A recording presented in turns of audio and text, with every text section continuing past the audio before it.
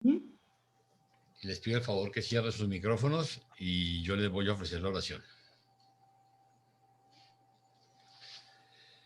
Amado Padre Celestial, querido Señor, humildemente nos inclinamos ante ti, te damos gracias por el privilegio que nos das de reunirnos una vez más para tratar de aprender acerca de tu revelación, para tratar de aprender acerca de las enseñanzas de nuestro hermano Jesús.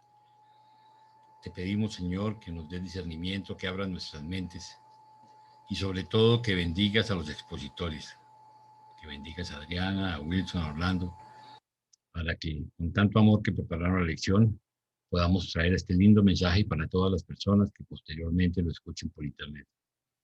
Padre, ayúdanos a hacer tu voluntad y ayúdanos a poder vivir estos principios que nos estás enseñando. Que seamos luz en el medio que nos desenvolvamos. Es nuestra oración humildemente. En tu nombre, amén.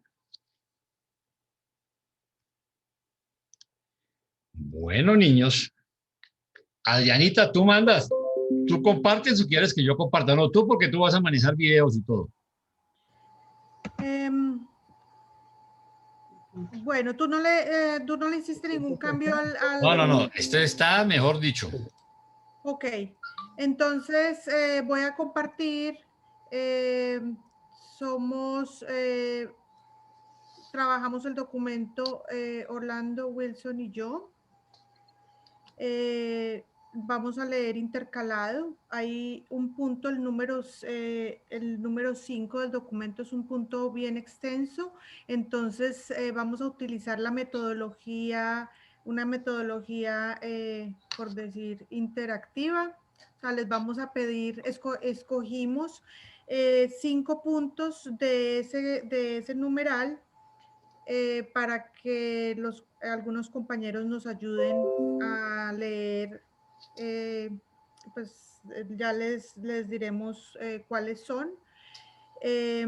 Entonces, es solamente compartir la lectura como para hacerlo un poco más dinámico de esos numerales. ¿Cierto? Sí, Jaime, así está bien explicado. Perfecto. Bueno, entonces vamos a compartir. Me dicen por favor cuando lo vean. Ya. Un segundo que está empezado. Ok. Bueno, hoy nos toca entonces el documento 156, la estadía en Tiro y Sidón.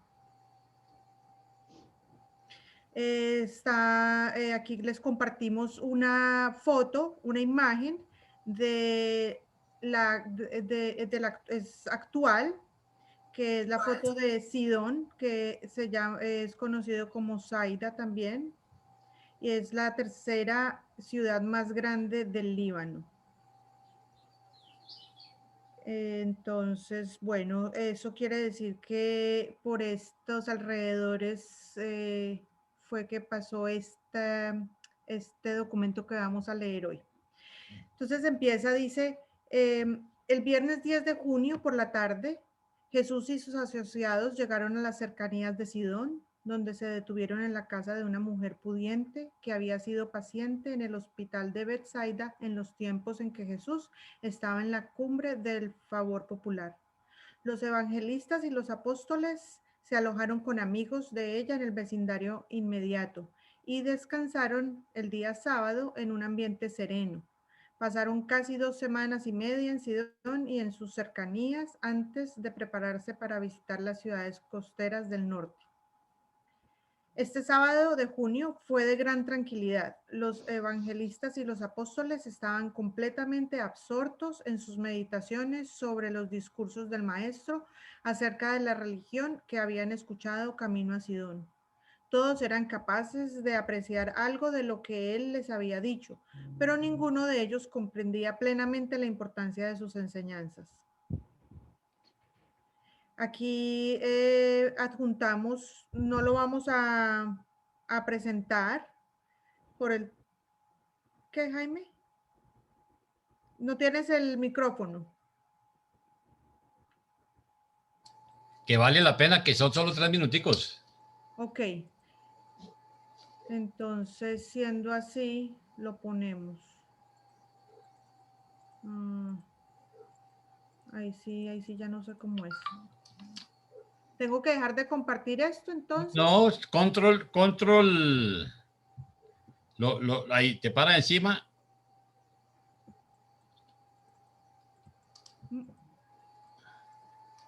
No, esto no me está dejando. A ver, si quieres, entonces deja de compartir y yo te lo comparto. Ok. A ver. La tecnología me atropelló. Porque lo tiene que abrir antes, ¿no? No.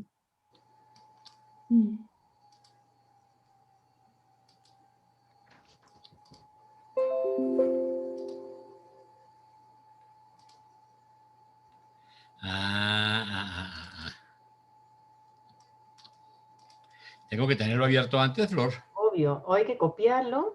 Según yo, sí, abrirlo, y si quieres déjalo en minimizarlo. el segundo 3 o 4 y luego ya lo compartes. Carlos, tú compartiste el otro día el video. A ver. Y ya lo tenías empezado y compartió muy bien.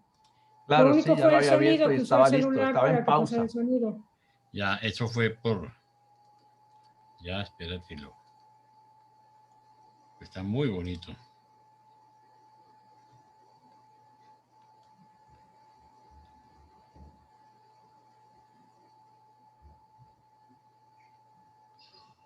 Qué pena con ustedes.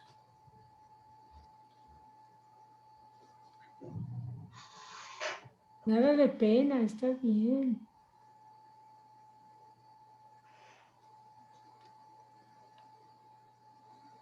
Claro, yo lo abrí, lo vi, me encantó.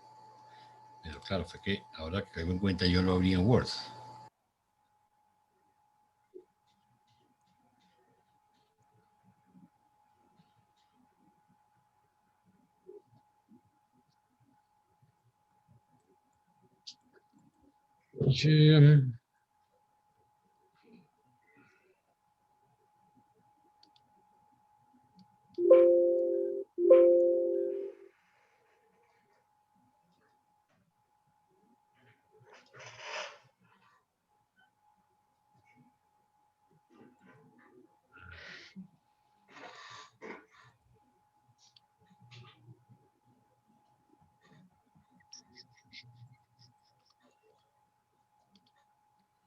Adriana, muéstrame entonces, si tú quieres, espérate, ya está abriendo. Ya lo estoy también abriendo. Yo es que realmente fue por decir mi culpa porque yo no pensé que lo íbamos a compartir. Acá está, a ver. A ver.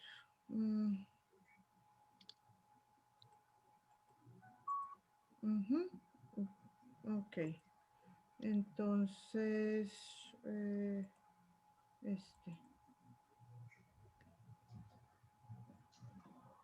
¿ya lo ven? Sí. Sí, ahí viene. Ya se está viendo. ¿Tiene sonido? Sí. Pero si quieres ir leyendo...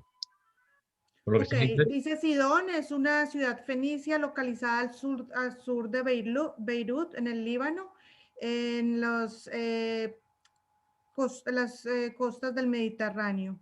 Es la tercera ciudad más grande del país. Sidón es bien conocida por sus lugares turísticos como la tierra y el castillo del mar. Authentic Bazaar, bueno, estos son los nombres de los sitios. Y del humus, o no sé, bueno.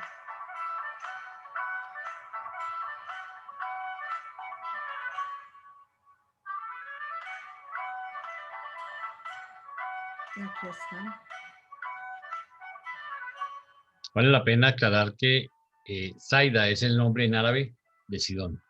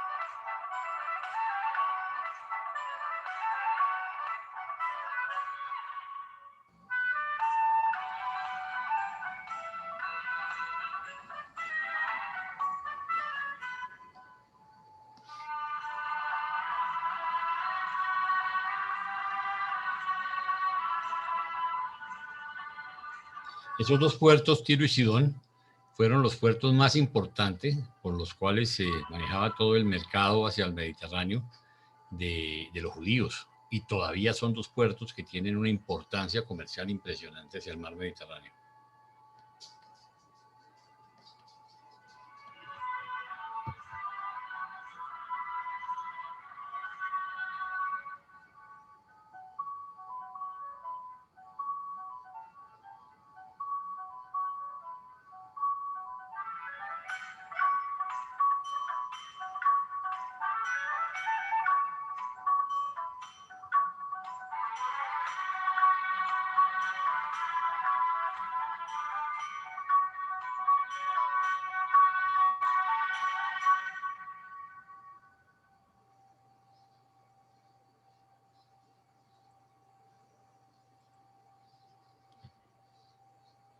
Qué pena, Jaime, tú hablaste y no se oía. Yo es que solo oía la música.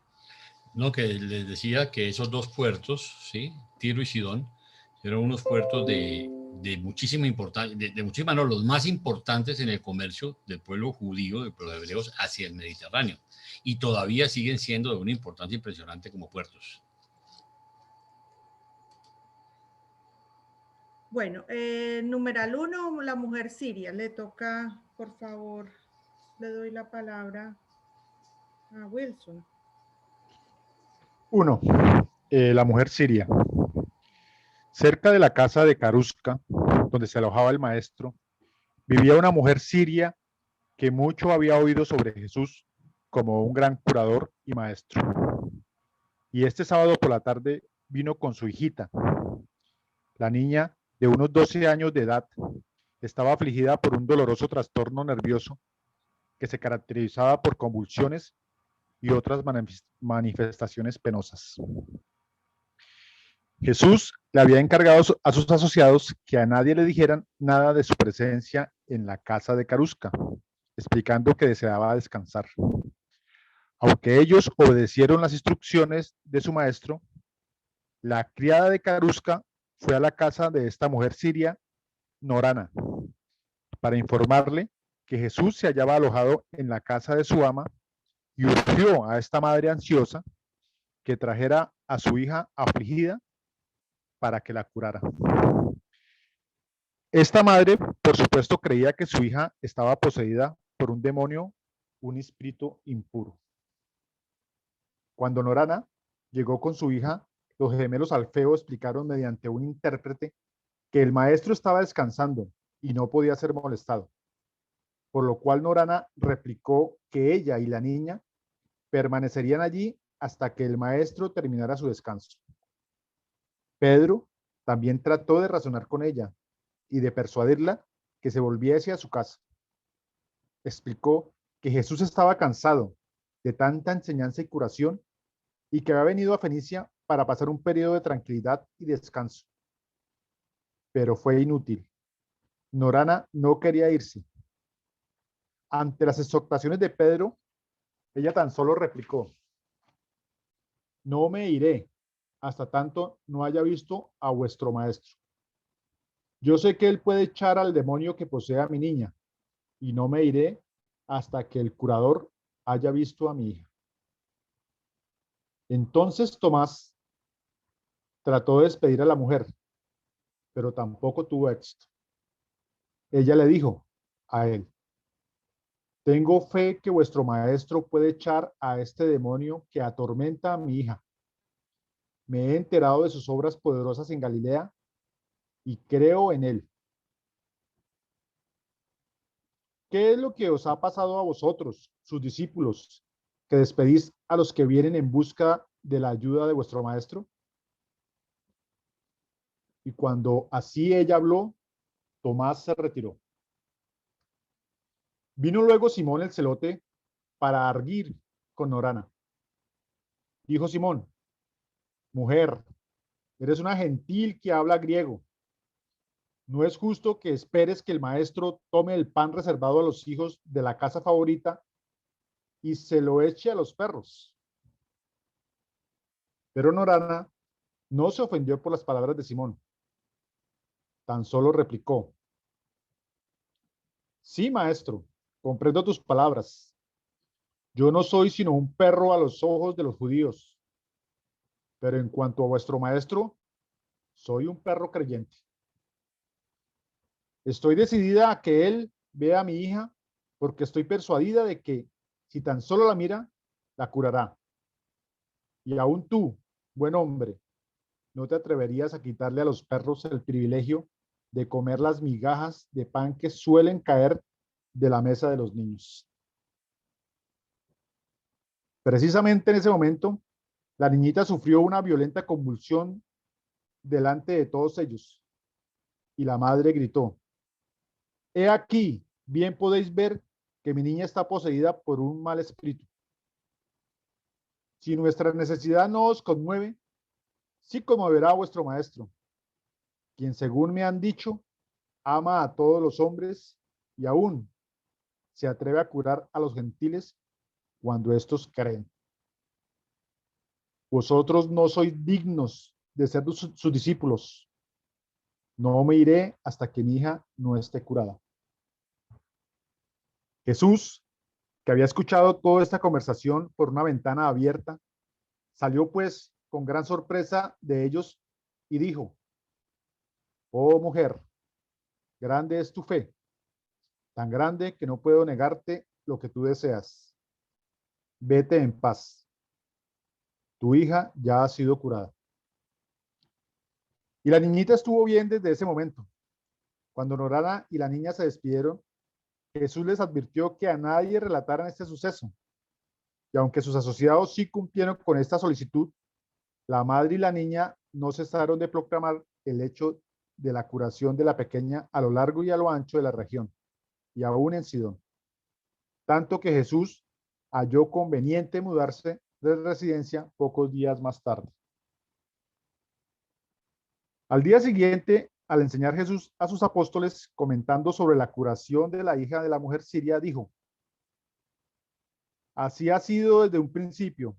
Podéis ver vosotros mismos cómo los gentiles son capaces de alimentar una fe salvadora en las enseñanzas del Evangelio del Reino del Cielo.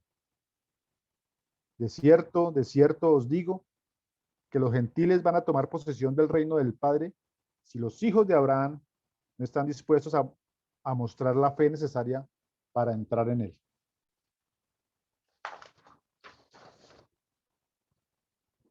Aquí, al final de este punto, pues tenemos el mapa. Ya vimos dónde estaba ubicado Sidón y Tiro. Pues cabe decir que entre estas dos ciudades hay 36 kilómetros de distancia. Además, también en este punto, pues un comentario del tema como el trato que le dan los judíos a Norana. Pues parece increíble que después de tanto tiempo de pasar con el maestro y de escuchar sus enseñanzas, aún sigan tratando así a los gentiles. Gracias.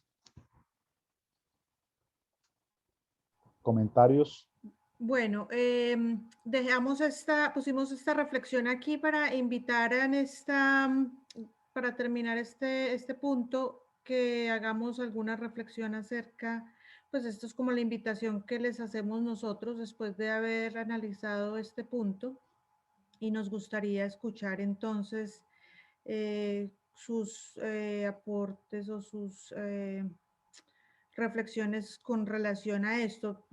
Por ejemplo, una de las cosas que hablábamos es que demuestra, digamos, la actitud y la respuesta de Norana frente a las negativas de los discípulos.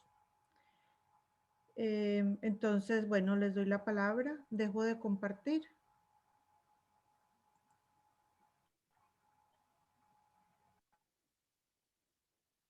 Bueno, yo empiezo. Buenas noches. Yo lo que puedo interpretar de esta palabra, pues que igual sigue siendo en estos documentos muy profundos y nos hacen reflexionar mucho sobre cómo era el maestro realmente con las personas a las cuales él quería ayudar, y también qué interpretaban los apóstoles de sus enseñanzas, ¿no? Yo pienso que a muchos de nosotros también nos sigue pasando hoy en día de que nos desviamos un poquito del mensaje del maestro cuando tratamos de enseñar o cuando vamos a pedir algo. y que nos hace falta mucha fe, ¿no? O sea, realmente yo admiro a esa mujer y yo digo, ojalá mi fe pudiera alcanzar allá para obtener los milagros que necesitamos. Entonces es una palabra muy profunda y esta mujer un gran ejemplo de fe y una gran enseñanza para los apóstoles que pues no alcanzaban a comprender todavía la misericordia del maestro, que a él no le interesaba si eran judíos o si eran griegos o si eran de otra forma de pensar o de actuar. Entonces, pues yo pienso que nos deja una reflexión grandísima de cuál es la manera de proceder del maestro y cuál puede ser la manera de proceder de nosotros.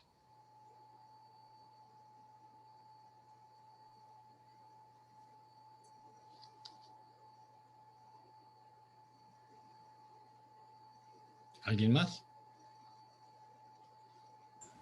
Pues yo creo que simplemente no vemos a los demás mortales como nuestros hermanos. Y parece mentira que Pedro, que estaba tan cerca de Jesús, es el primero que se lo recarga. Entonces, creo que debemos la reflexión es esa, que veamos a todos los mortales como nuestros hermanos y no nada más lo digamos sin sentirlo. Gracias, Renato. Sí, de hecho, el trato, recordemos que había un convenio, ¿sí?, con Abraham para cumplir una misión, el pueblo judío, para llevar ese mensaje de Jesús, y misión que tristemente no cumplieron, y creo que lo vimos con la última charla de Ágora, de la presentación de los judíos, y es que después de oír hablar al pastor, ¿cómo se llama?, al rabino, pues nos damos cuenta que no ha cambiado mucho esa percepción, ¿no? Hay una arrogancia espiritual y hay un desprecio hacia los demás, y resulta que parte de lo que nos enseñó Jesús es que somos hijos del Padre y que como tal somos hermanos, y es textual, pues no es, Jesús no hizo discriminación de nadie y nos enseñó que nosotros también debemos hacerlo. Entonces creo que es algo muy importante de tener en perspectiva. Creo que podemos continuar, Adriana.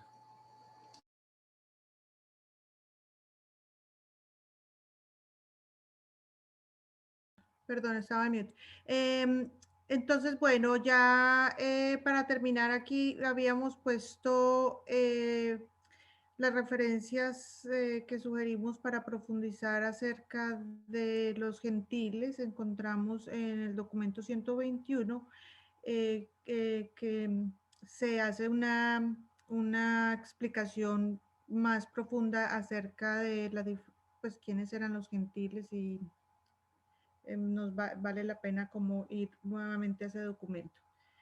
Le damos la palabra entonces a Orlando. Sí, buenas noches. Voy a leer el documento 2, la enseñanza en Sidón. Al llegar a Sidón, Jesús y sus asociados pasaron por un puente, el primero que muchos de ellos habían visto jamás.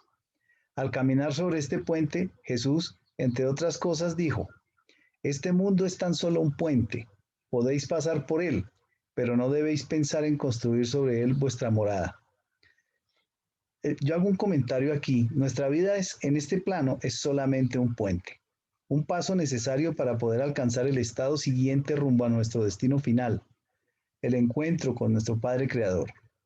El puente es transitable, sirve para otear la vida, el mundo, la gente, pero no es para estacionarse allí. No se construye una casa sobre un puente, no se construye nuestra morada eterna para que permanezca en esta vida. Algunos construyen toda su esperanza y su razón de ser en el puente de la vida. Qué equivocados están. Bien, sigamos. Dice, mientras los 24 comenzaron su labor en Sidón, Jesús fue a residir en una casa al norte de la ciudad, la casa de Justa y de su madre Berenice. Jesús enseñó a los 24 todas las mañanas en la casa de Justa, y ellos salían a Sidón por la tarde y por la noche para enseñar y predicar. Los apóstoles y los evangelistas estaban altamente regocijados por la forma en que los gentiles de Sidón recibían su mensaje. Durante su corta estadía, muchos fueron recibidos en el reino. Este período de unas 6 semanas en Fenicia fue una época muy fructífera en el trabajo de ganar almas. Pero los escritores judíos que más tarde escribieron los evangelios intentaron pasar por alto la cálida recepción de las enseñanzas de Jesús por parte de estos gentiles en el momento preciso en que tantos de su propio pueblo se alineaban hostilmente contra él. De muchas maneras, los creyentes gentiles apreciaban las enseñanzas de Jesús más plenamente que los judíos. Muchos de estos sirofenicios de habla griega llegaron a saber no solo que Jesús era como Dios, sino también que Dios era como Jesús. Estos así llamados paganos alcanzaron a comprender bien las enseñanzas del Maestro sobre la uniformidad de las leyes de este mundo y del universo entero. Alcanzaron a entender la enseñanza de que Dios no hace acepción de personas, razas o naciones, que no hay favoritismos para el Padre Celestial o universal, que el universo es completamente y para siempre respetuoso de la ley e infaliblemente confiable. Estos gentiles no tenían miedo de Jesús, se atrevieron a aceptar su mensaje. A través de todos los tiempos, los hombres no han sido incapaces de comprender a Jesús, han tenido miedo a hacerlo.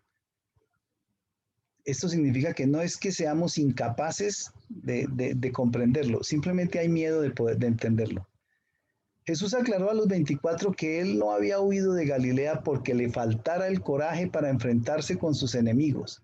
Ellos comprendieron que él no estaba aún listo para una batalla abierta con la religión establecida y que no buscaba convertirse en mártir.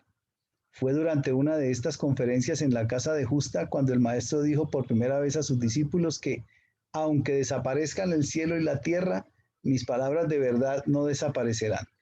El gráfico de arriba de unos niños y unas manos, ¿cierto? Dice que somos iguales y somos iguales para comprender a Jesucristo y también desafortunadamente somos iguales cuando de miedo se trata. El tema de las instrucciones de Jesús durante la estadía en Sidón fue la progresión espiritual. Les dijo que no podían quedarse inmóviles, debían seguir adelantando en rectitud o retroceder en el mal y el pecado. Les advirtió que olvidaran esas cosas que están en el pasado y lucharan por adelantarse hasta abrazar las realidades más grandes del reino. Les imploró que no se conformaran con ser niños en el Evangelio, sino que lucharan por alcanzar la estatura plena de la filiación divina en la comunión del Espíritu y en la hermandad de los creyentes. Este es un comentario que yo hago, es mi comentario, dice, la inmensa mayoría de personas llegan a algún grado de conocimiento de las realidades divinas, pero igualmente la inmensa mayoría se estanca y se conforma con lo que les han enseñado o aquello que les han dicho. Las tradiciones religiosas son el amarre más fuerte para evitar el avance hacia el umbral de la progresión espiritual de la humanidad. Sigamos. Dijo Jesús, mis discípulos deben no solo cesar de hacer el mal, sino que deben aprender a hacer el bien. Debéis no solamente limpiaros de todo pecado consciente, sino también negaros a albergar aún los sentimientos de culpa. Si confesáis vuestros pecados, estos serán perdonados. Por consiguiente, debéis mantener una conciencia libre de ofensa. Jesús mucho disfrutaba del agudo sentido del humor que exhibían estos gentiles. Fue el sentido del humor demostrado por Norana, la mujer siria, así como también su gran fe persistente, lo que tanto conmovió el corazón del maestro y atrajo su misericordia. Jesús mucho lamentaba que su gente, los judíos, fueran tan faltos de humor. Cierta vez le dijo a Tomás, mi pueblo se toma a sí mismo demasiado en serio, casi son incapaces de apreciar el humor. La opresiva religión de los fariseos no podría haberse originado en un pueblo con sentido del humor. Les falta visión de conjunto, cuelan el mosquito y se tragan el camello. Bien, aquí tenemos una imagen de Sidón, la misteriosa y antigua ciudad del Líbano, de la que ya en el capítulo anterior habíamos visto, ¿cierto?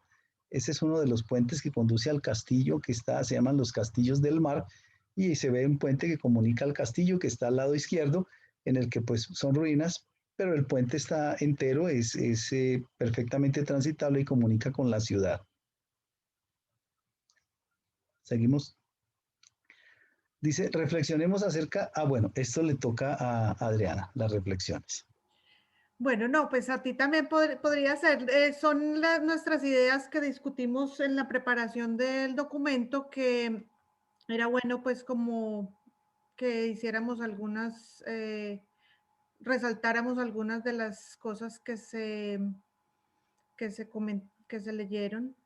Y una de esas eran lo que Jesús decía con relación a lo que es la progresión espiritual y que qué se refería a él cuando decía que no nos podíamos quedar inmóviles, que debíamos seguir adelantando en rectitud o retroceder en el mal y el pecado. O sea, eran como instrucciones claras en ese momento de qué se debe hacer.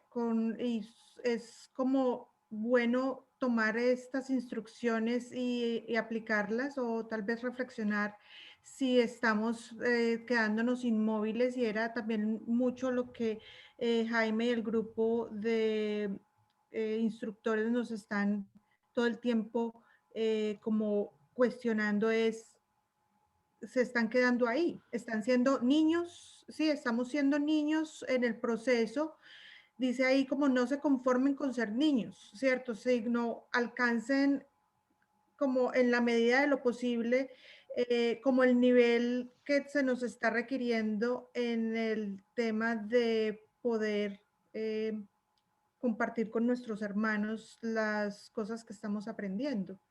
Una palabra, ¿cierto? En un momento de angustia, o sea, también discutíamos eso en la preparación, y es que tal vez no todos tengamos las capacidades de ponernos en nuestros hombros la responsabilidad de hablar en público, o cierto que seamos absolutamente locuaces para hablar en una clase, pero sí tenemos, por ejemplo, habilidades construyendo cuadros o haciendo el tema de, digamos, de los mapas.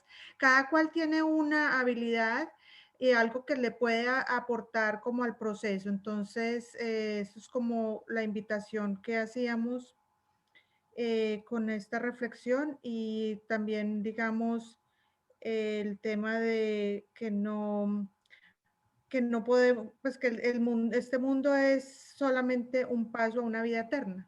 Entonces, bueno, les dejo para que, para sus compartires. A ver, hay algo que a mí me gustaría llamar su atención. Cuando nosotros estamos hablando de la revelación, pues definitivamente vemos que en el mundo hay dos tipos de personas: los que han recibido conocimiento y los que no han recibido conocimiento. Entonces, digamos que los que no han recibido conocimiento de una u otra forma, o han recibido menos conocimiento, pues son de los que están sin ley, llamémoslo así, ¿sí? Entonces, pues pueden actuar de cualquier forma. Nosotros hemos recibido el conocimiento, y al recibir la revelación, fíjense Jesús con la claridad que nos dice: mire, aquí después de que usted ya supo cómo era la cosa, no hay sino dos posibilidades: o va para adelante y progresa espiritualmente, o va para atrás, porque ya peca con conocimiento. O sea, cuando usted ya decide no cumplir con un mandamiento que ahora sí conoce, pues va para atrás, ahí no hay otra posibilidad. Y entonces, de acuerdo a su libre albedrío, escoge ir en una forma, en una dirección o en otra. Entonces, vale la pena que tengamos claro esto. Ahora, hay otra cosa que es muy importante. Si nosotros recibimos conocimiento y sabemos que tenemos un Padre amoroso, amoroso, no un Dios vengativo, pues debemos aprender a perdonarnos nosotros mismos. Y veíamos la importancia de que lo que quedó en el pasado. Ya echémosle tierra y recordemos que nosotros, cuando resucitamos, no resucitamos sino con las cosas buenas, con todo lo que tenga, lo que sean valores de verdad, belleza y bondad. Todas las cosas malas, todos los errores que hemos cometido quedaron acá, mueren con nuestro cuerpo físico y no vale la pena ni recordarlos. Pero entonces debemos aprender a perdonarnos. Pero cuando yo me perdono es porque tomé la decisión de mejorar, de seguir de aquí en adelante hacia arriba. Entonces, pues ese es algo que queríamos llamar su atención.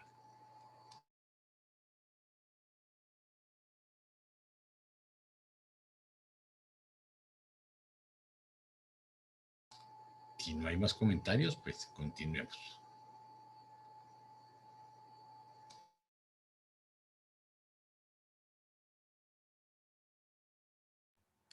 Bueno, sigue entonces el viaje costa arriba. hicimos esta línea como del tiempo de lo que fue la misión en Fenicia de Jesús, los apóstoles y los evangelistas. Fue un promedio casi de junio hasta principios de agosto, donde ellos, fue un proceso en lo que leíamos ahí de ir a aprender y luego enseñar, ¿sí? Como básicamente también lo que estamos tratando de hacer en este grupo, estar formándonos para luego salir y hacer nuestro recorrido. Entonces dice así, este apartado es pequeño y hace como alusión a los diferentes movimientos o como donde estuvieron. Entonces dice, el martes 28 de junio, el maestro y sus asociados partieron de Sidón, subiendo por la costa de Porfireón y Geldua. Fueron bien recibidos por los gentiles y muchos fueron acogidos al reino durante esta semana de enseñanzas y predicación. Los apóstoles predicaron en Porfireón y los evangelistas enseñaron en Geldua. Mientras los 24 estaban así ocupados en su obra, Jesús los dejó por un periodo de 3 o 4 días visitando la ciudad costera de Berito, donde conversó con un sirio llamado Malac, quien era creyente y había estado en Bethsaida el año anterior. El miércoles 6 de julio, todos ellos retornaron a Sidón y permanecieron en la casa de Justa hasta el domingo por la mañana, saliendo entonces rumbo a Tiro, hacia el sur a lo largo de la costa, por el camino de Serapata y llegando a Tiro el lunes 11 de julio. Para esta época, los apóstoles y los evangelistas estaban empezando a habituarse a trabajar entre los así llamados gentiles, que eran en realidad en gran parte descendientes de antiguas tribus cananeas de un anterior origen semita. Todos estos pueblos hablaban griego. Fue una gran sorpresa para los apóstoles y evangelistas observar el anhelo de estos gentiles por escuchar el evangelio y notar la prontitud con la que muchos de ellos creían. Aquí les pusimos una imagen de Tiro, que fue una entonces de las ciudades. Esta pues es una imagen actual, obvio. Una de las ciudades en las que ellos estuvieron predicando. ¿Algún comentario para esta numeral? A ver, yo creo que sí es importante. Fíjense que siendo tan solo el numeral 3 tiene tan solo 2 apartes, nos habla de cómo estos gentiles eran de origen semita. Y yo quiero resaltar esto. Recordemos de dónde viene este rollo de los semitas, ¿sí? Recordemos que los hijos de Noé eran 3. ¿Ustedes se acuerdan quiénes eran? Sem, Cam y Jafet. Perfecto. Entonces, Sem supuestamente es el pueblo escogido, ¿sí? Eran los semitas. Cam eran los cananeos, que ellos se lo achacan a los negros o a los de piel oscura, ¿sí? Que eran gentiles, ¿sí? Y Cam cananeos y Jafet eran los gentiles, ¿sí? Entonces ellos dividen los semitas, pueblo escogido, Cam, raza negra, y Jafet, el resto del mundo. De una forma muy cómoda, ¿no? Pero lo único cierto es que se les olvida que aún esas razas semitas estaban completamente contaminadas por todos los pueblos paganos. Ya habían cogido todas las mañas ya de los babilonios, de los asirios y de todos ellos, y entonces ellos no quieren hablar de eso. Ellos no quieren hablar de eso porque ellos siguen diciendo los semitas son los escogidos, pero ya estaban completamente mezclados con todos los pueblos paganos. Entonces sí es muy interesante que tengamos esa perspectiva, porque esa calificación o esa división de las diferentes razas o de las diferentes culturas religiosas vienen a ser seleccionadas por los descendientes de Noé, y para ellos no había más en el mundo. O sea, es completamente no solo tergiversado, sino direccionado para seguir manejando el hecho de que ellos, de acuerdo a la Biblia o Tanaj, eran el pueblo escogido de Dios. Entonces, por eso vale la pena hacer estas salvedades. Ok, podemos continuar.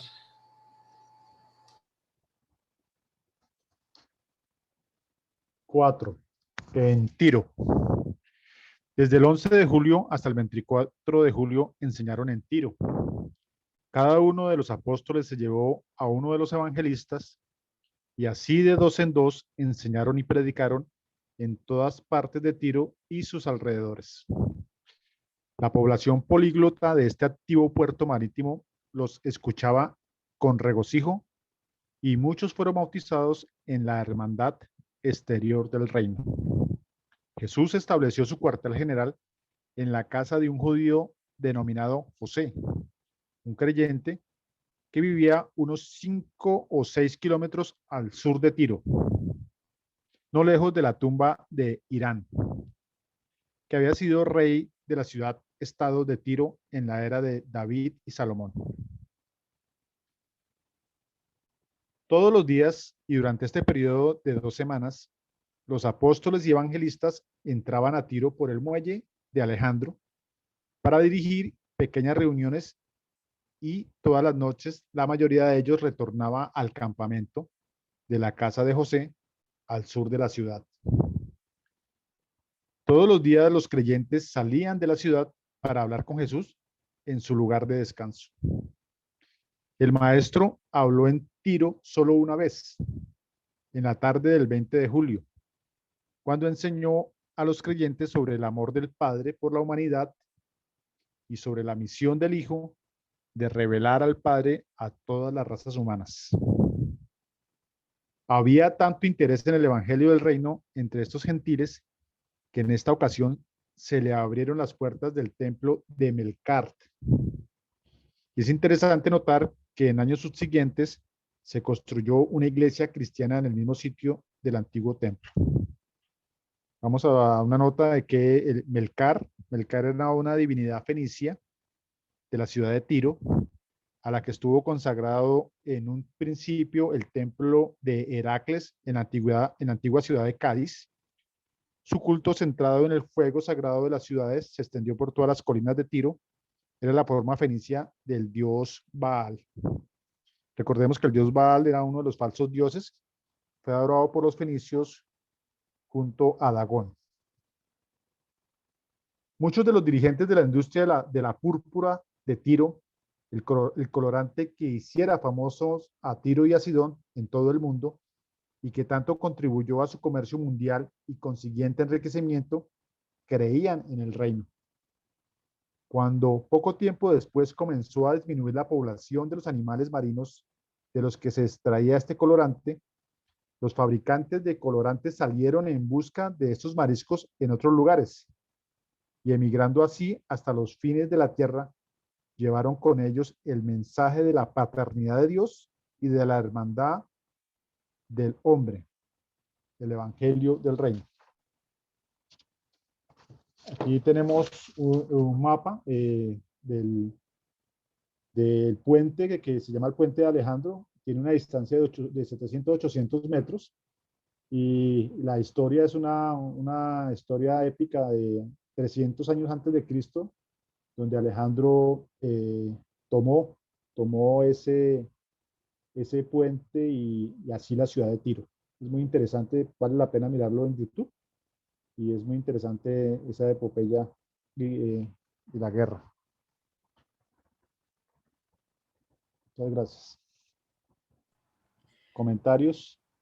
También aquí al final de este capítulo, de este numeral, perdón, pusimos esta imagen y esta fuente de National Geographic. Es la historia de esta industria de la púrpura y pues como por si están interesados en ampliar sobre este conocimiento. Antes de darle la palabra a los que quieran compartir, me parece a mí, pues personalmente, como la relación, cuando lo leíamos, que dije yo, ellos salieron al resto del mundo a buscar dónde conseguir más moluscos para hacer su proceso, pero la importancia de ese proceso, porque se llevaron a todas partes del mundo el conocimiento y pues lo compartieron a donde fueron. O sea, a mí como esa relación que hay me parece súper importante, pues importante en el hecho pues como de divulgar los conocimientos que ellos en ese momento habían adquirido.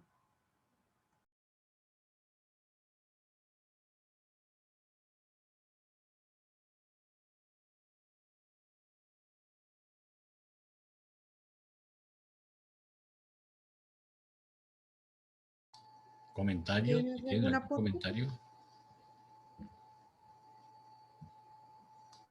¿Cómo, Jaime? No, que si había algún comentario de alguien al respecto o si no continuamos.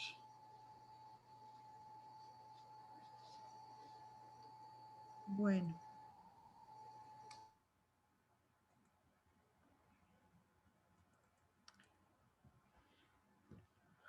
Ahora vamos con el número 5 que les habíamos comentado, es un numeral bastante extenso. Vamos a pedirle a algunos compañeros que nos ayuden a leer. Yo hice la anotación de los primeros que fueron llegando y a esos es a los que les vamos a pedir la lectura. Entonces, cuando lleguemos al punto, ¿les voy diciendo quién es o de una vez, cómo dices, Jaime? No, cuando lleguemos al punto los vas asignando, por favor. Ok, bueno, entonces le doy la palabra a Orlando. Ok, el quinto es la enseñanza de Jesús en Tiro. Este miércoles por la tarde, durante su discurso, Jesús primero relató a sus seguidores la historia del lirio blanco que levanta su pura cabeza nevada hacia el sol, mientras que sus raíces están metidas en el lodo y el barro del suelo tenebroso. Del mismo modo, dijo él, el hombre mortal, aunque tenga las raíces de su origen y ser en el suelo animal de la naturaleza humana, puede por la fe elevar su naturaleza espiritual al sol de la verdad celestial y dar realmente los nobles frutos del espíritu. En el curso de este mismo sermón, Jesús utilizó la primera y única parábola que tenía que ver con su propio oficio, la carpintería. Al advertir que es necesario establecer buenos cimientos para el crecimiento de un carácter noble con dotes espirituales, él dijo, para dar frutos del Espíritu, debéis haber nacido del Espíritu. Debéis ser enseñados por el Espíritu y ser conducidos por el Espíritu si queréis vivir una vida llena de Espíritu entre vuestros semejantes. Pero no cometáis el error del tonto carpintero que pierde tiempo valioso encuadrando, midiendo y cepillando su madera carcomida por los gusanos e interiormente podrida, y luego, después de haber puesto tanto de su trabajo en esta viga inútil, tiene que rechazarla puesto que no es adecuada para los cimientos del edificio que va a construir, el cual debe ser capaz de resistir los embates del tiempo y las tormentas.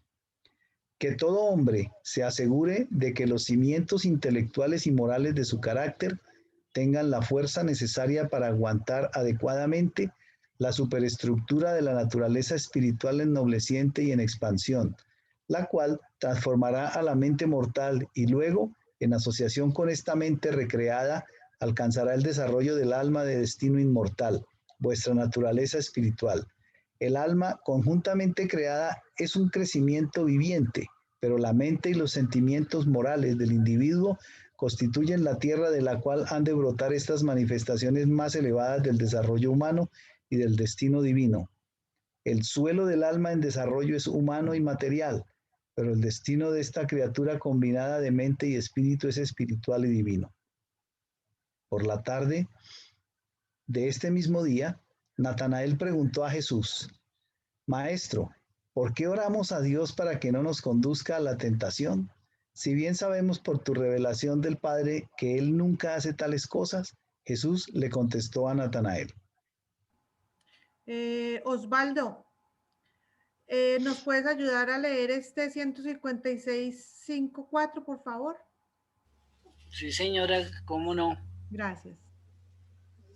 156.5.4. No es extraño que hagas estas preguntas, puesto que estás comenzando a conocer al Padre, así como yo lo conozco, y no como los profetas hebreos tan nebulosamente le veían. Bien sabes que nuestros antepasados estaban dispuestos a ver a Dios en casi todas las cosas que sucedían. Buscaban la mano de Dios en todos los acontecimientos naturales y en cada episodio poco común de la experiencia humana. Relacionaban a Dios, por tanto, con el bien como con el mal.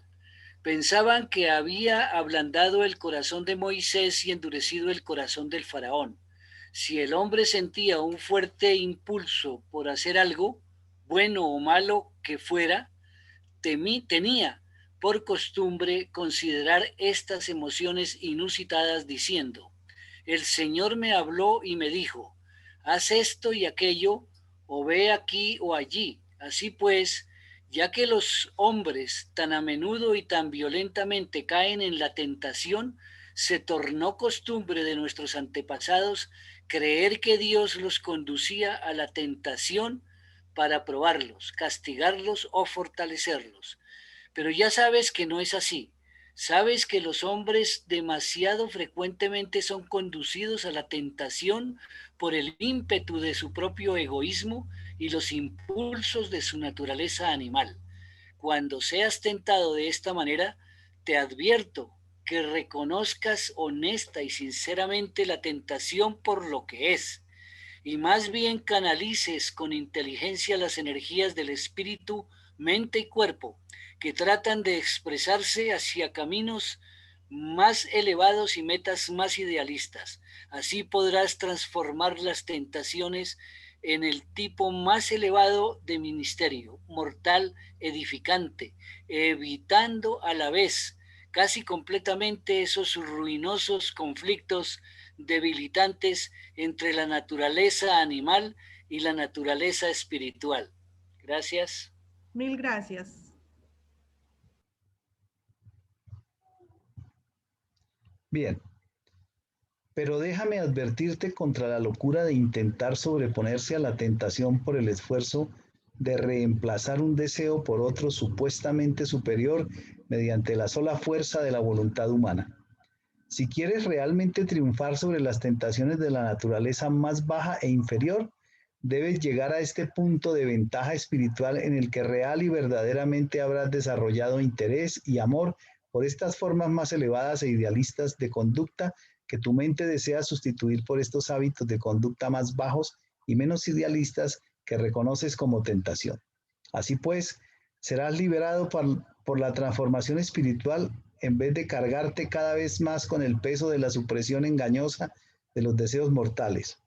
Lo viejo e inferior será olvidado mediante el amor por lo nuevo y lo superior. La belleza siempre triunfa sobre la fealdad en el corazón de todos los que están iluminados por el amor a la verdad. Hay gran poder en la energía expulsiva de un afecto espiritual nuevo y sincero. Nuevamente te digo, no te dejes conquistar por el mal, sino más bien conquista el mal con el bien. Y este es un comentario, dice, la tentación no es sino la pérdida de la ventaja espiritual que se nos da para poder abandonar las formas bajas del pensamiento. El hecho de tener dentro de y con nosotros a nuestro ajustador, la partícula de Dios, se constituye en ventaja espiritual inigualable. La tentación entonces es el renegar de esa ventaja tan pródiga y dulcemente otorgada por nuestro Padre Creador para adoptar formas humanas y bajas de actuación en todo sentido. Sigamos. Los apóstoles y los evangelistas continuaron haciendo preguntas hasta bien entrada la noche, y de las muchas respuestas presentamos los siguientes pensamientos expresados en fraseología moderna. La ambición enérgica, el juicio inteligente y la sabiduría madura son esenciales para el éxito material. El liderazgo depende de la habilidad natural, la discreción, la fuerza de voluntad y la determinación. El destino espiritual depende de la fe, el amor y la devoción a la verdad, hambre y sed de rectitud, el deseo de todo corazón de encontrar a Dios y de ser como Él. No os desalentéis al descubrir que sois humanos. La naturaleza humana puede tener tendencia al mal, pero no es inherentemente pecaminosa. No os deprimáis por vuestra incapacidad para olvidar completamente algunas de vuestras experiencias más lamentables. Los errores que no podéis olvidar en el tiempo serán olvidados en la eternidad. Aliviad la carga de vuestra alma adquiriendo rápidamente una visión a larga distancia de vuestro destino, una expansión universal de vuestra carrera.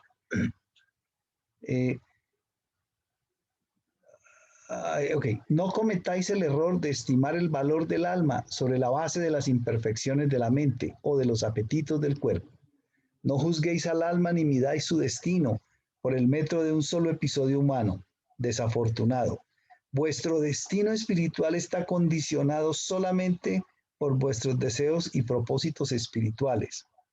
La religión es la experiencia exclusivamente espiritual del alma inmortal, evolutiva del hombre conocedor de Dios. Pero el poder moral y la energía espiritual son fuerzas poderosas que pueden ser utilizadas para tratar situaciones sociales difíciles y resolver problemas económicos complicados. Estas dotes morales y espirituales enriquecen todos los niveles del vivir humano y los hacen más significativos. Le vamos a pedir el favor a Ketty si nos lee este numeral 156.511, por favor. A ver. Si tan solo aprendéis a amar a los que os aman, estaréis destinados a vivir una vida limitada y mezquina. Por cierto, el amor humano puede ser recíproco, pero el amor divino en toda su busca, pero el amor divino en toda su busca de la satisfacción se dirige hacia afuera, o su búsqueda de la satisfacción se dirige hacia afuera. Cuanto menos amor haya en la naturaleza de una criatura, más grande será su amor, su necesidad de amor, y más tratará el amor divino de satisfacer esa necesidad. El amor no es jamás egoísta y no puede ser autorregalado. El amor divino no puede ser autocontenido, debe ser donado generosamente. Gracias, Ketty. ¿De qué? Gracias.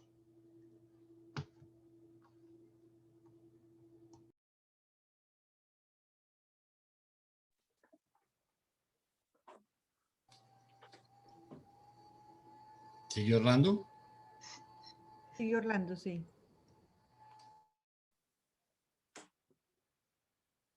Tal vez el micrófono.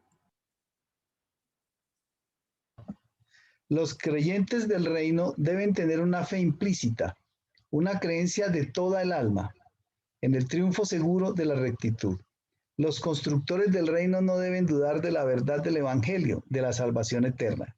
Los creyentes deben aprender cada vez más a apartarse del bullicio de la vida, escapar de los agobios de la existencia material. Mientras refrescan su alma, inspiran la mente y renuevan el espíritu mediante la comunión de adoración. Los individuos conocedores de Dios no se desalientan por la desgracia ni se deprimen por las desilusiones. Los creyentes son inmunes a la depresión consiguiente a los cataclismos puramente materiales. Los que viven en el espíritu no están perturbados por los episodios del mundo material. Los candidatos para la vida eterna practican una técnica vigorizante y constructiva para enfrentarse a todas las vicisitudes y todos los agobios de la vida mortal. Cada día que vive un verdadero creyente, encuentra más fácil hacer lo que es recto. La vida espiritual aumenta poderosamente el verdadero respeto de sí mismo, pero el autorrespeto no significa autoadmiración. El autorrespeto está siempre coordinado con el amor y el servicio a los semejantes. No es posible respetarse a sí mismo más de lo que se ama al prójimo. El uno es la medida de la capacidad del otro. Le vamos a pedir el favor a Jaime.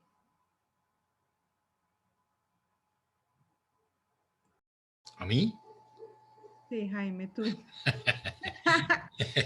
A medida que pasan los días, todo creyente sincero se torna más hábil en atraer a sus semejantes al amor de la verdad eterna. Eres más ingenioso en la revelación del bien a la humanidad hoy de lo que fuiste ayer. ¿Sabes recomendar mejor la rectitud este año que el año pasado? ¿Te estás volviendo cada vez más artístico en la técnica que utilizas para conducir a las almas hambrientas al reino espiritual?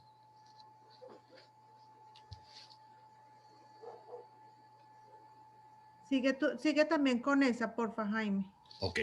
¿Son tus ideales suficientemente elevados para asegurar tu salvación eterna, mientras que tus ideas son tan prácticas como para convertirte en un ciudadano útil que funcione en la tierra en asociación con tus semejantes mortales? En el espíritu vuestra ciudadanía es en el cielo. En la carne aún sois ciudadanos de los reinos terrestres. Dad a los césares las cosas que son materiales y a Dios las que son espirituales. Mil gracias, Jaime. Si gustas, yo te leo Adriana. Ok, sigamos.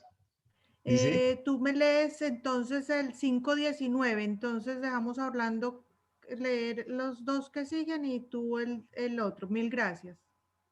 dice, la medida de la capacidad espiritual del alma evolutiva es tu fe en la verdad y tu amor por el prójimo, pero la medida de tu fuerza de carácter humano es tu capacidad para resistir el resentimiento y soportar las cavilaciones cuando te enfrentas con la pesadumbre más profunda. La derrota es el espejo verdadero en el cual puedes honestamente contemplar tu auténtico yo. A medida que crecéis en edad y os volvéis más expertos en los asuntos del reino, seréis más discretos en vuestro trato con los mortales fastidiosos y seréis más tolerantes en la convivencia con vuestros asociados testarudos. El tacto es el fulcro del poderío social y la tolerancia es la marca de un alma grande. Si poseéis estos raros y encantadores dones, a medida que pasan los días os volveréis más alertas y expertos en vuestros valiosos esfuerzos por evitar todo malentendido social innecesario. Estas almas sabias son capaces de evitar muchos de los problemas que infaliblemente atribulan a los que sufren por falta de ajuste emocional, los que se niegan a madurar y los que se niegan a envejecer con garbo. Buenas tardes, hermanos. Evitar la deshonestidad y la injusticia en todos vuestros esfuerzos por predicar la verdad y proclamar el Evangelio. No busquéis un reconocimiento no ganado y no anheléis una simpatía que no merecéis. Amad, recibid libremente de las fuentes divinas y humanas, sea cual fuere vuestro merecido.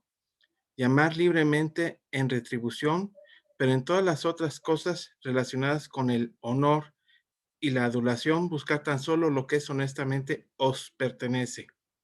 El mortal consciente de Dios está seguro de la salvación, no tiene miedo de la vida, es honesto y constante, sabe cómo soportar valientemente los sufrimientos inevitables, no se queja al enfrentar con las dificultades inescapables. Mil gracias, Arturo. Ok, seguimos.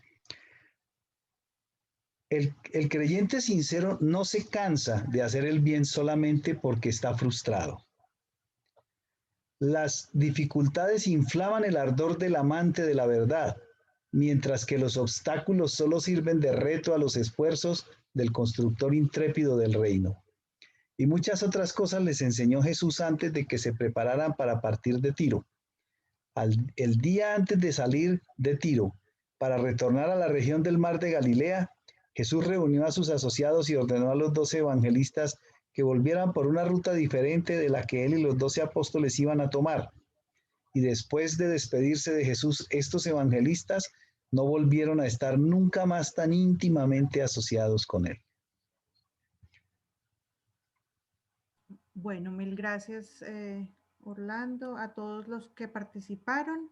Y este es el mapa que muy amablemente nos proporcionaron ya muy avanzado. Lo que hicimos fue agregarle más o menos como la trayectoria que ellos pasaron en esta trayecto pues por todo pues, lo que leímos.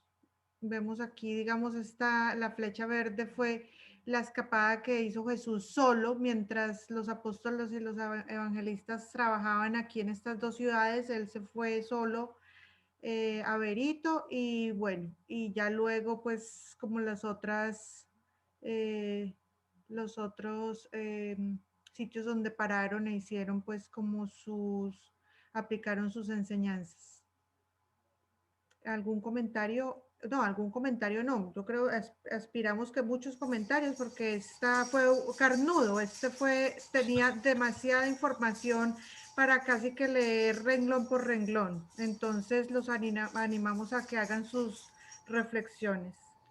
A ver, yo sí quisiera primero añadir, cuando tú dices que nos proporcionaron, no, que nos hizo Carlitos García, que es nuestro cartógrafo, ¿sí? Ese cuando tenemos algo bien complicado, lo llamamos a pedirle auxilio. Y quiero llamar la atención porque hay muchas cosas importantes. Berito, como Carlos lo anotó, era el nombre de Beirut, ¿sí? Y es muy importante que nosotros no solo mantengamos la perspectiva geográfica, sino que vayamos trayendo en la actualidad a qué países corresponde, ¿sí? Porque nosotros vamos acostumbrando a manejar una geografía sagrada y a veces perdemos el norte de qué países estamos hablando, porque esto ocurre casi todo entre Siria, Líbano, Israel, ¿sí? Y una parte aquí nos metemos a Irak si nos vamos a la Mesopotamia. Entonces es muy importante que mantengamos esa perspectiva geográfica. Y lo mismo, había dos ciudades que no aparecían porque es cartografía antigua, que es, ¿cómo se llaman? ¿Pones el mapita otra vez? Carlitos, ¿lo tienes ahí a mano los nombres de las dos ciudades? Sí, eran Eldua y Porfireón, ¿sí? Eran dos ciudades que Carlos tuvo que investigar para ver más o menos dónde quedaban en esta ruta, porque ellos salen de Sidón, ¿sí? A Eldua, y aquí van a Porfireón. Jesús sale para Beirut, para Berito, y ellos se regresan a Sidón, después a Sarepta, Tiro, ¿sí? Tolemaida, miren ustedes, todo, vuelven a llegar a Cafarnaúm, al lado del lago de Genesaret, ¿sí? Que es parte de digamos, la geografía con que nos vamos familiarizando, pero entonces es muy importante que entendiéramos que esta parte de Fenicia era correspondiente a lo que es el Líbano. Ahora sí, doña Adriana.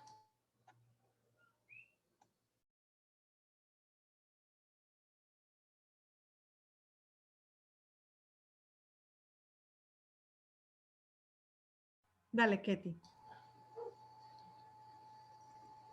Con el micrófono conectado te ves mejor. Sí, creo.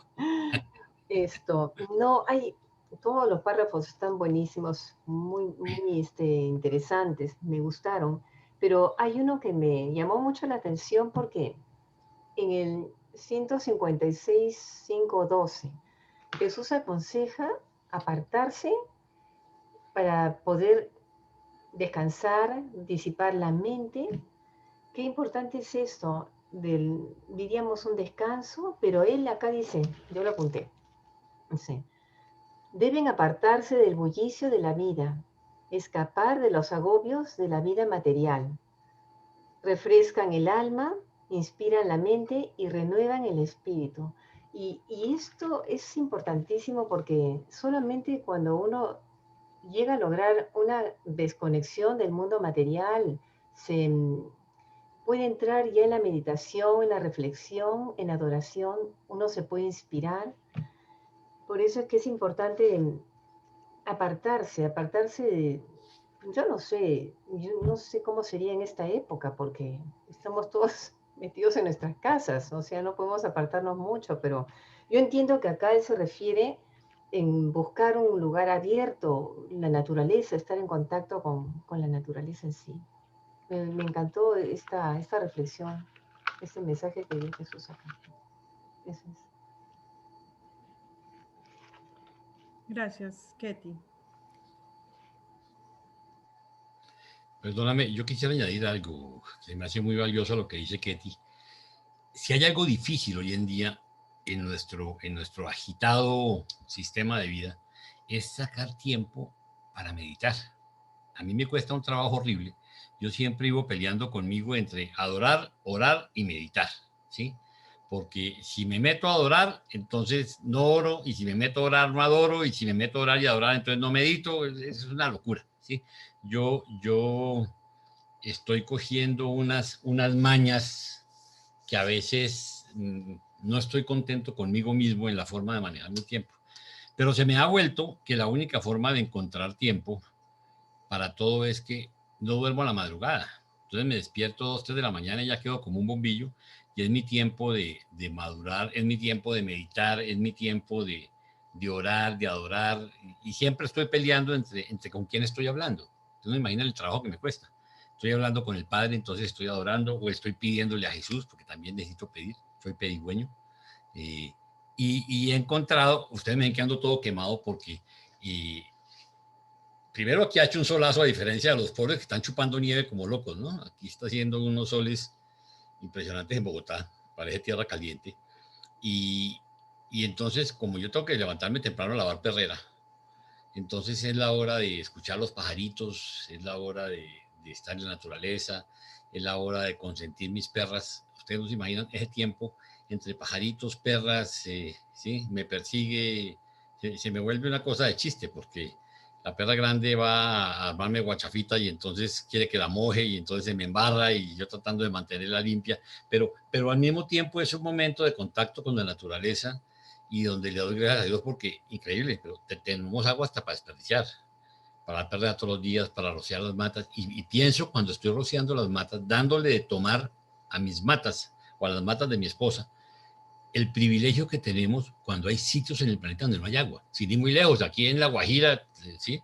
No hay agua, pero no hay agua, es que no hay agua, la gente se muere de sed, los niños se enferman y todo, y yo rociando matas y recogiendo ciruelas y recogiendo frutas, ¿sí? Tengo un aguacate en tierra fría que ustedes, increíble, unos aguacates, ¿sí? Que es una cosa normal, entonces, pero disfruto de eso y veo el contacto y le pido a Dios, y es el momento de reflexionar sobre todas las bendiciones que tenemos, ¿sí? Y a veces yo le daba gracias por poder ver, por poder escuchar. Ustedes no se imaginan el concierto de pajaritos. Yo comparto a veces con Paulita, cuando le digo que ella ya tiene pájaros, guacamayas, cosas para oír. A veces uno pierde, deja de disfrutar esas bendiciones de escuchar a los pajaritos, de poderlos escuchar, de que puedo oír, de que puedo ver el verde de las matas, de que puedo ver el azul del cielo, ¿sí? O sea, uno a veces tiene esa bendición de poder ver y no aprecia. Entonces, de darle gracias a Dios por tantas cosas que tenemos, entonces es el momento de meditar. Entonces, dentro del agite, porque es impresionante, desde que estamos en esos aislamientos chimbos, trabaja uno más, porque entonces está trabajando a toda hora, ¿no? Entonces está en función de tempranísimo hasta tardísimo, porque todo el mundo lo localiza a uno, y como no puede tener la disculpa de que no estoy en la oficina, sino en la oficina es, todo el tiempo estamos conectados, porque entre el teléfono y el computador y todo, y estas plataformas, pues hace que trabajemos más tiempo. Pero sí vivo luchando por sacar tiempo para estar con el Señor, para aislarme. Entonces, Ketty, créeme que se me hace importantísimo el buscar esos momentos de apartarlos dentro del despelote que vivimos, porque entre televisión, actividades familiares, laborales y todo, realmente no es fácil, ¿no? No es fácil hacerlo conscientemente para disfrutarlo. Entonces, yo sí te agradezco que nos recuerdes eso, la importancia de apartarnos para poder tener tiempo con nuestro Creador. Gracias. Dale, Ángel. Adelante. Sigues tú, Paulita. Gracias. ¿Paula o Ángela? ¿Quién? No, tú, Ángela, primero y luego Paula. Gracias. Yo voy a ser breve. Me voy a referir prácticamente a Jaime. Veo, Jaime, y doy los agradecimientos, porque es que desde mi discernimiento, Ángela María Gutiérrez, tú no necesitas meditar. Tú lo estás haciendo. Tú estás comunicándote con el Padre. Tú estás llenando de amor el universo y el cosmos. El solo comunicarte con tus matas, con tus animales, con tu perrita que te hace feliz, el solo disfrutar eso, ya el Padre lo recibe como meditación. Tú ya te estás retirando a dar amor a todos estos seres, ya estás en retiro. Yo pienso que no hay necesidad de irse a ningún monte ni salirse a otro salón y no estar con nadie. Es que lo tuyo es meditación. Eso por primera parte, te lo digo, te felicito. Qué envidia desde el amor poder yo disfrutar eso. Para mí ya eso es meditación. Segundo, yo estoy en un apartamento de por sí grande, porque sí tiene como 300 metros, pero yo no estoy en el campo, yo estoy en la ciudad. Yo sí me retiro a otro, digamos, otra habitación para tratar de meditar, porque por aquí pasa la ambulancia, grita el loco, pasa el carro de la basura, el reciclador. Entonces, mira que a mí sí, yo lo hago y me tapo, inclusive me tapo la cara porque a alguien le aprendí que en la meditación uno debe taparse los ojos para poder interiorizarse. Yo trato de hacerlo, a veces lo logro, a veces no, pero no lo hago con esfuerzo, sino cuando realmente me llega, porque es que la meditación trato de hacerla todos los días, pero todos los días no soy capaz. Adoro todos los días porque todos los días estoy dando gracias por tantos beneficios, entre esos estar en este grupo tan amoroso. Y todos los días oro porque, como tú, soy pedigüeña, tengo una hija por quien pedir. Entonces, quería aportar lo que es mi experiencia. Disculpen, pero Jaime, te felicito. No hay que meditar. Ya está, ya lo estás haciendo, ya te apartas. Felicitaciones. Qué dicha, qué dicha. En estas próximas veces, por favor, piensas en mí y llévame ante ese Padre a meditar. Y cuando tú dices que no sabes con quién estás hablando, si con el Padre, con el Hijo, con el no sé qué, tú mismo que has leído el libro de Urantia, dice que hay seres celestiales que se encargan de dirigir lo que tú estás haciendo, a quién le debe llegar, o al Espíritu de la Verdad, o al Espíritu Santo, o a la Maestra Divina, o al Padre Eterno, o a Micael de Nevadón. Esos seres, ellos distribuyen. Tú mandas y ellos distribuyen. Entonces no nos preocupemos de a quién nos llega. Yo hago todo esto y ellos verán a quién le comunican, pero que llegue. Eso es todo, me alargué, muchas gracias. Gracias, Ángela. Gracias a ti, Ángela. Paulita, tú querías hacer comentario. Sí, gracias, Adriana. Mira, yo quería comentar que al principio de este numeral empezaron a hablar sobre los frutos del espíritu. Y me acordé mucho de Martita, que preguntaba la vez pasada sobre los frutos del espíritu en el numeral que vimos. Y hablan bastante de aquí, lo repiten y nos dan diferentes formas de explicación. Pero yo me quedé con la pregunta de Marta y dije, no, o sea, yo vi que los frutos del espíritu vienen muy bien definidos, aunque uno los lleve en el alma, como nos los acaban de decir, y cómo son los frutos que se dan. Y al respecto hay un numeral que quisiera compartir con ustedes, porque aparte queda muy claro y se ensambla con el principio de lo que de lo que estaba al principio hablando Orlando. Entonces me permiten compartir esto, que se lo había yo preparado a Martita para enviárselo para su respuesta. Gracias, Paulita. De nada. Entonces se los voy a poner porque es exactamente, aquí está. ¿Ya se ve? Ya. Aquí dice que la salvación es el don de Dios, pero los que nacen del Espíritu, la oportunidad, o sea, la oportunidad que tenemos nosotros de nacer en el Espíritu, comienzan inmediatamente a rendir los frutos del Espíritu en servicio amante de sus semejantes. O sea, aquí está clarísimo. Y los frutos del Espíritu divino, cosechados en la vida de los mortales nacidos del Espíritu y conocedores de Dios son servicio amante, devoción altruista, lealtad valiente, justicia sincera, honestidad esclarecida, esperanza sin fin, confianza incondicionada, ministerio misericordioso, bondad infalible, tolerancia clemente y paz duradera. Aquí nos los están explicando. Esos son los frutos que al nacer del Espíritu nosotros debemos conservar y qué es lo que nos va a hacer crecer, es lo que tenemos que dar para realmente tener esos frutos. Bueno, yo creo que con eso ya quedaría, dejo de compartir. Ya quedaría claro lo que nos está diciendo el numeral cuando nos están hablando de los frutos del Espíritu, de qué tanto tenemos de eso y qué tanto damos y compartimos. Y espero, Martita, que ya te quede clara ahora sí los frutos del Espíritu. Y muchas gracias. Eso Claro que sí, Paulita. Clarísimo, muchas gracias. Y yo lo complementaría también porque aquí en lo que acabamos de leer o nos leyeron nuestros compañeros, dice, a medida que crecéis en edad y os volvéis más expertos en los asuntos del reino, seréis más discretos en vuestro trato con los mortales fastidiosos y seréis más tolerantes en la convivencia con vuestros asociados testarudos. El tacto es el fulcro del poderío social y la tolerancia es la marca de un alma grande. Si poseéis estos raros y encantadores dones, a medida que pasan los días, os volveréis más alertas y expertos en vuestros valiosos esfuerzos por evitar todo malentendido social innecesario. Estas almas sabias son capaces de evitar muchos de los problemas que infaliblemente atribulan a los que sufren por falta de ajuste emocional, los que se niegan a madurar y los que se niegan a envejecer con garbo. Entonces, pues ahí también nos está hablando de lo que tú mencionas, de la tolerancia y del trato amable con nuestros semejantes que no conocen mucho del régimen.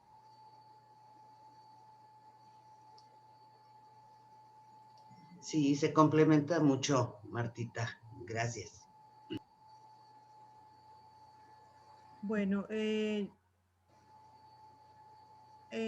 ¿alguien más desea compartir? O si no, yo deseo comentar algo antes de continuar con el numeral 6, pues con relación a esto también y de lo del nacer del espíritu, que también me parece que ese punto fue muy importante en este numeral 5 y es, dice que nacer del espíritu, entonces buscamos en documentos previos también para profundizar sobre a qué se refiere nacer del espíritu. Encontramos en el documento, acá lo tienen en el pie de página, documento 142, se hace referencia al cuando se nace del espíritu, dice que dice así, el Espíritu Supremo dará testimonio con vuestro espíritu de que sois realmente los hijos de Dios. Si sois los hijos de Dios, entonces habéis nacido del Espíritu de Dios. Y cualquiera que ha nacido del Espíritu tiene dentro de sí el poder de vencer todas las dudas y esta es la victoria que supera todas las incertidumbres, vuestra propia fe. Bueno, esta es, o sea, y decía mucho más en este documento y uno puede encontrar, si realmente quiere conocer y entender a qué se refiere nacer del espíritu, como en todo este numeral 5 hay cosas muy puntuales. Otro punto que me parece que vale la pena rescatar aquí antes de seguir es el que leía Jaime, que casualmente le tocó a Jaime y decía, eres más ingenioso en la revelación del bien a la humanidad hoy de lo que fuiste ayer. Esas son reflexiones que todos nos tendríamos que sentar y preguntarnos si lo estamos haciendo bien y si simplemente venimos y leemos o si realmente estamos tratando de ser mejores. ¿Sabes recomendar mejor la rectitud de este año que el año pasado? sea, son preguntas que están haciendo muy directamente y que valdría la pena realmente sentarse y contestar, hacer como ese inventario de si lo estamos haciendo bien. Bueno, esos 2 puntos eran los que quería pues resaltar antes de terminar nuestro documento. Entonces dice el numeral 6, el regreso de Fenicia. Entonces dice, alrededor del mediodía del domingo 24 de julio, Jesús y los 12 salieron de la casa de José al sur de Tiro, bajando a Tolemaida por la costa. Allí permanecieron durante un día hablando palabras de consuelo al grupo de creyentes que allí residían. Pedro les predicó la noche del 25 de julio. El martes partieron de Tolemaida, dirigiéndose tierra adentro al este, hasta cerca de Jotapá, ¿no es Jotapata? Perdón, por el camino de Tiberias. Sí, es Jotápata, pero ahí hay un error. Por el camino de Tiberias. El miércoles se detuvieron en Jotapata y dieron más instrucciones a los creyentes sobre las cosas del reino. El jueves salieron de Jotapata dirigiéndose al norte por el camino de Nazaret, Monte Líbano a la aldea de Zabulón, por el camino de Ramá. Celebraron reuniones en Ramá el viernes y se quedaron el sábado. Llegaron a Zabulón el domingo 31. Celebraron una reunión esa noche y partieron a la mañana siguiente. Al partir de Zabulón, caminaron hasta encontrar el camino de Magdala, Sidón, cerca de Giscala, y de ahí se abrieron camino a Genezaret, por la costa occidental del lago de Galilea, al sur de Capernaum, donde planeaban encontrarse con David Zebedeo y donde se tenía la intención de consultar sobre el próximo paso a tomar en el trabajo de predicación del Evangelio del Reino. Durante una breve reunión con David, se enteraron de que muchos líderes estaban en ese momento reunidos en el lado opuesto del lago, cerca de Queresa, y por consiguiente esa misma noche cruzaron el lago en barca. Descansaron tranquilamente en las colinas un día entero, dirigiéndose al día siguiente al parque cercano, donde el maestro alimentó a los 5,000. Aquí descansaron unos 3 días y celebraron conferencias diarias, a las que asistieron unos 50 hombres y mujeres. Los que quedaban del grupo, otro gran numeroso de creyentes que residían en Capernaum y sus alrededores. Durante la ausencia de Jesús de Capernaum y Galilea, el periodo de su estadía en Fenicia, sus enemigos concluyeron que todo el movimiento había sido destruido, que la prisa de Jesús en alejarse de allí era prueba de su gran temor y que probablemente ya nunca más volvería a importunarlos. Había amainado prácticamente toda la oposición activa a sus enseñanzas.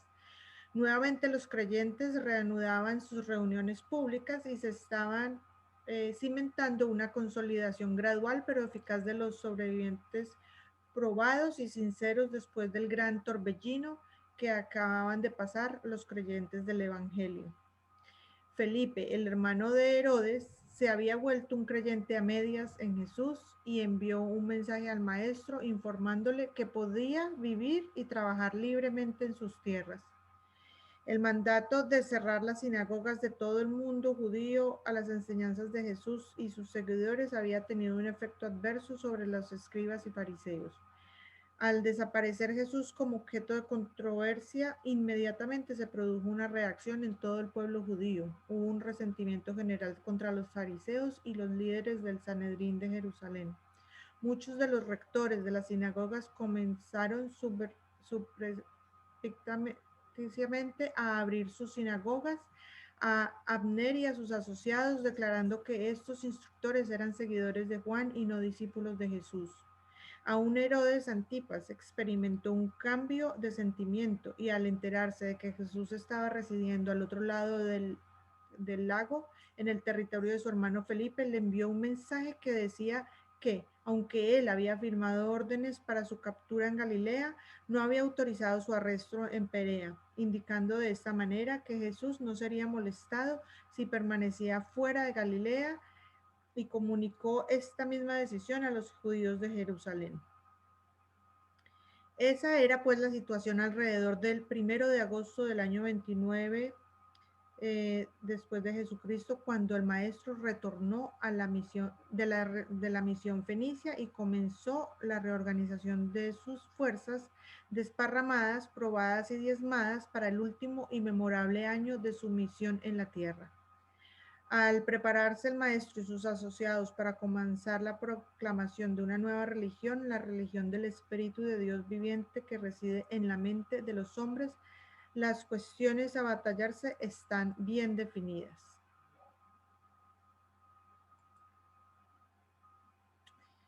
Bueno, con este numeral terminamos el documento. ¿Algún comentario al respecto?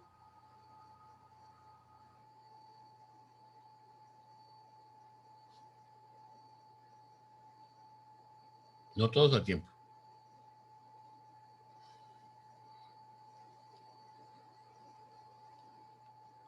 A mí me parece, perdón, pues yo hago mi propia conclusión después de haber leído. Esto es como primero la envidia que me da no haber estado allá. Pues cierto, haber sido parte como de todos estos aprendizajes y haber estado en esas reuniones y haber aprendido. Pero bueno, estoy aquí en este grupo, pues que podría ser lo mismo en este momento de la historia. Pero entonces era como el momento de la historia de ese momento tan importante, porque ya era como la conclusión y cerrando así como toda su vida, y él sabiendo que ya estaba en momentos, porque ahí dice fue el año previo, ¿cierto? Entonces era como dar los últimos puntadas para afrontar lo que se le venía. Entonces también me parece que fueron pues bendecidos los que pudieron aprender directamente de él y que realmente lo siguieron. Me cuestiona muchísimo ahí donde dicen que creía a medias. Yo creo que uno cree o no cree, pues, pero como que se convirtió a medias, me parece como que era más bien como acomodado ahí en ese comentario que hicieron. No sé, personalmente creo que uno tiene que tener fe y no es a medias.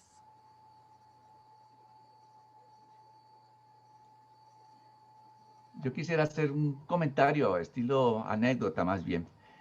Cuando yo leía y estudiaba la Biblia, se lee ese episodio en que la mujer, pues, fenicia, quiere que le salen a su hijo, y dice en la Biblia que Jesús le dijo que no estaba bien coger el pan de los hijos y tirárselo a los perros o dárselo a los perros. A mí siempre eso me chocó. Yo decía, pero ¿cómo es posible que Jesús diga semejante ofensa a una persona, llamarla perro?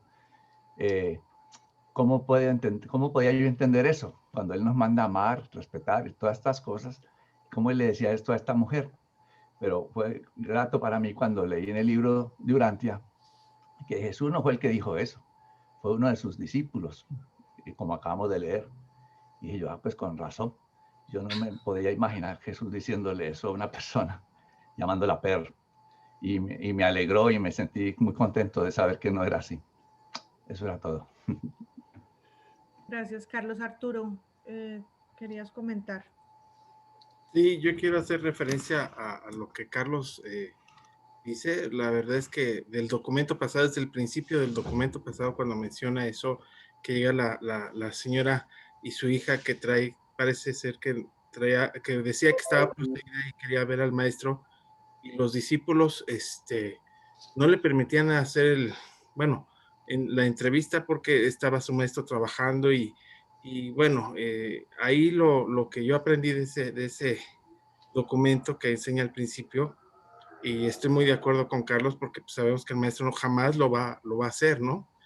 Pero cómo era la mentalidad de los apóstoles al sentirse más que los demás, que los que se estaban convirtiendo, que son paganos, que no tenían esas creencias, pero sin embargo esta mujer que era de Grecia, sí quería creer en él y creía en él, tanto es así que él decía, con nada más ver al maestro va a curar a mi hija, yo lo sé, y de aquí no me muevo, y ellos por más que hacían la lucha por ahuyentarla, decirles que tú no puedes, tú no eres nadie, tú eres como un perro, ¿no? Y lo que hicieron, pues fueron los dos apóstoles la que la recibieron y la trataron de tal manera que, pues como es un error humano nuestro a veces cuando incluso tenemos el desconocimiento, gracias a Dios ya tenemos el libro, ya de cierta manera pues somos personas, yo quiero atribuirme ese título porque ya somos personas humildes y sabemos que todos, sea quien sea, la raza que sea, somos iguales y todos somos hijos de Dios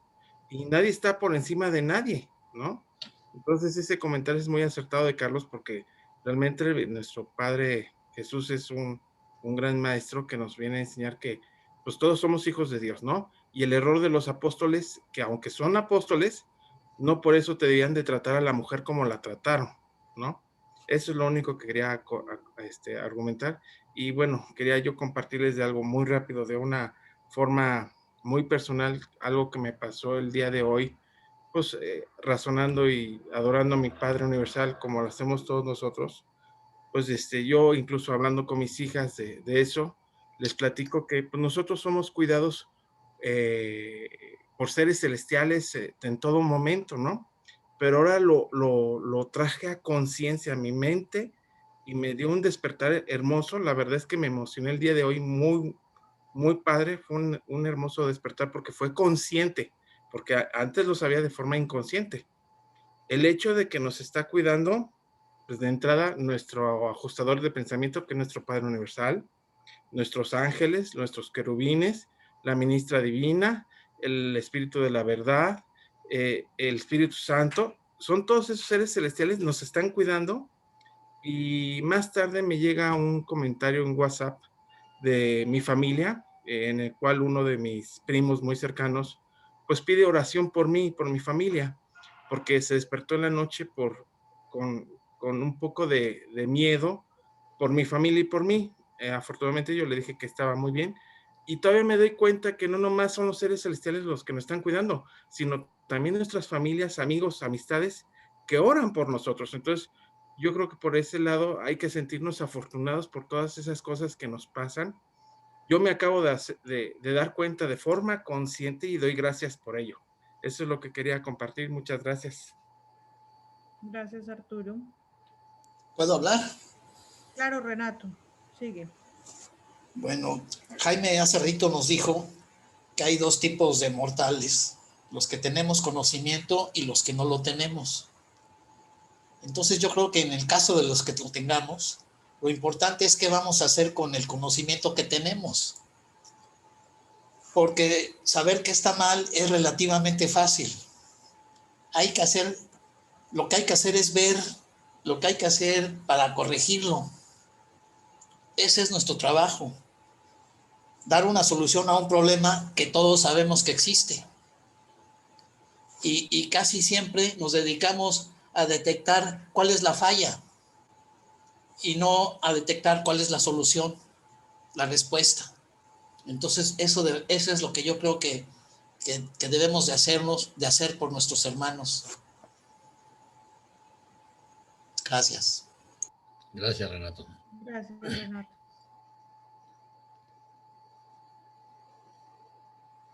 Bueno, si no hay más comentarios, me place decirles que hoy nos sobraron unos minuticos para que descansen y se acuesten más temprano.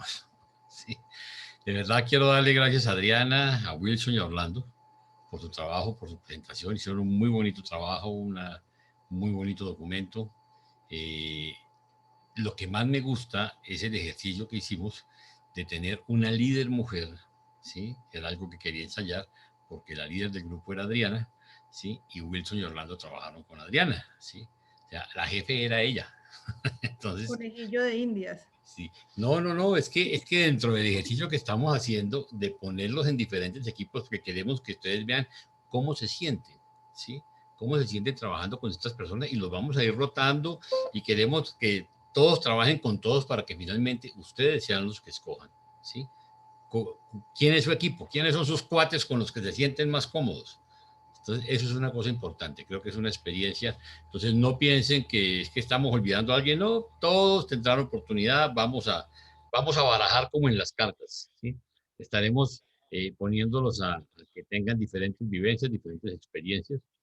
Siempre es una cosa interesante revisar nuestros talentos, revisar el esfuerzo que hacemos.